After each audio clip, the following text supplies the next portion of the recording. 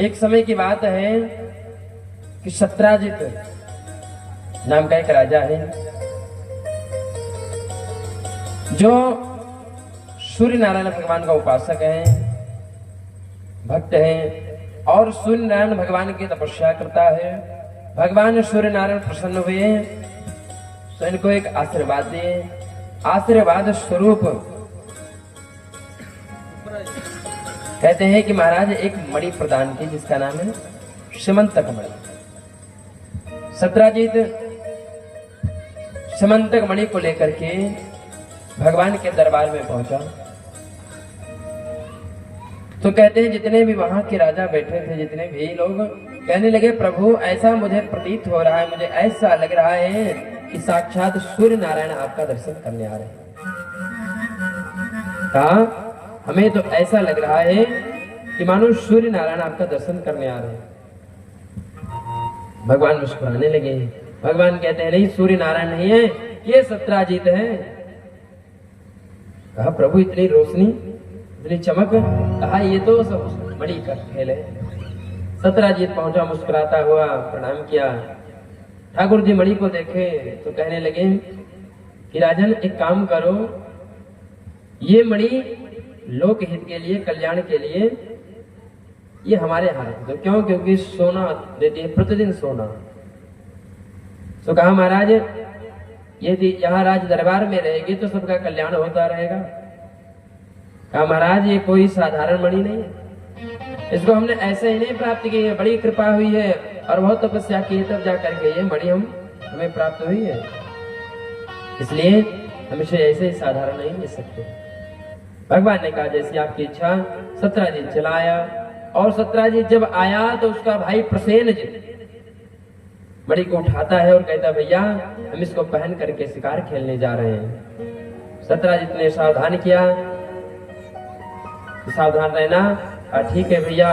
प्रसेनजित इतना कह करके निकलता है तो एक सिंह से भिड़ जाते हो। महाराज सिंह क्या करता है, प्रसेनजित को मार देता है और मार करके उस मणि को अपने मुख में दबा करके घूम रहा है। महाराज उस सिंह के ऊपर ऋक्षराज जामवंत जी की निगाह पड़ी, नजर पड़ी। तो जामवंत जी ने देखा इसके मुख में इतनी रोशनी कहां से, इतनी चमक कहां से। तो जामवंत जी महाराज भिड़े और उसको मार करके उस मणि को ले लिया।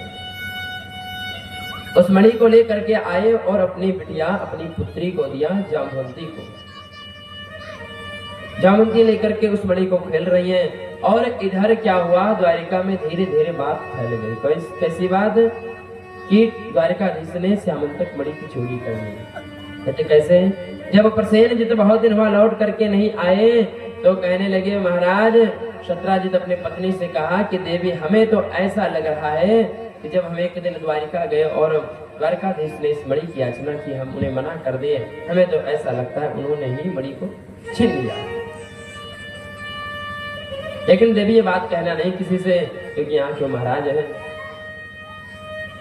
लेकिन अब माताओं को बात कहाँ रहने वाले, धीरे धीरे बहनियों बच्चा करते करते 1 से 2, 2 से 4, 4 से 10 जगह, पूरी जगह ये बात फैल गई कि द्वारिकाधीश ने बड़ी चोरी कर ली।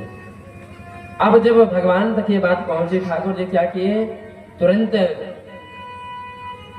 सेवकों को लेकर के, सैनिकों को लेकर के बाहर निकल लिए कि जब तक इस मणि को लाएंगे नहीं तब तक हम घर लौट करके नहीं आएंगे। भगवान चलते हैं और चलते हैं एक गुफा में प्रवेश करते हैं भगवान। और उस गुफा में जब प्रवेश किए तो देखते हैं कि उस मणि को लेकर के जामवंती जी खेल रहे हैं।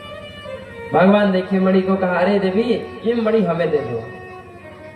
ऐसे कहा सो जामवंती जी चिल्ला करके भगे और अपने पिताजी के पास दौड़ते हुए गए कि पिताजी पिताजी कोई आया है और हमारे मणि को छीन रहा है। जामवंती दौड़ करके आए, कहा कौन हो तुम?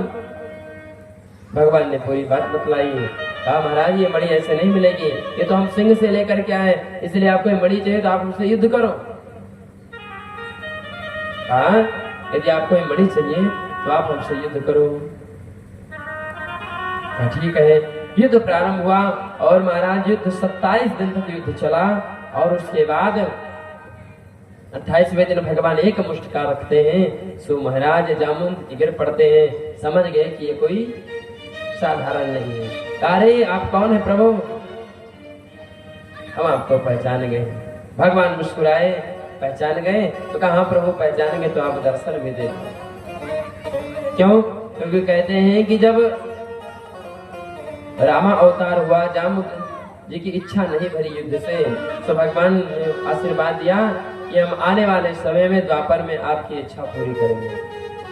समझ गए कि और कोई सामर्थ्यवान है नहीं जो हमें युद्ध में परास्त कर सके, इसलिए प्रभु आप दर्शन दीजिए। भगवान रामा अवतार में राम विग्रह में दर्शन दिए और उसके बाद कहा कि जामवंत जी अब सब आप बात जानते हैं तो जल्दी से मणि दे दीजिए, हम जाए। जामवंत जी सोचने लगे कि अब इससे अच्छा हमारी बिटिया के लिए दुल्हा और कहां से मिलेगा। तो कहा प्रभु देखिए मणि तो आपको मैं दे देता लेकिन अभी नहीं दे सकता। कहा कैसे, क्यों भैया? कहा कि प्रभु हम ये मणि अपनी बिटिया को दे चुके हैं और कहा बिटिया को दिया हुआ धन वापस नहीं लिया जाता है, तो अब कैसे वापस ले। भगवान सोचने लगे क्या करे।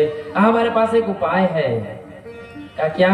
बोले बिटिया का धन हम नहीं ले सकते लेकिन आप ले सकते हैं। वो कैसे? कहा कि आप विवाह कर लीजिए आपकी बिटिया तो फिर आपका साथ है।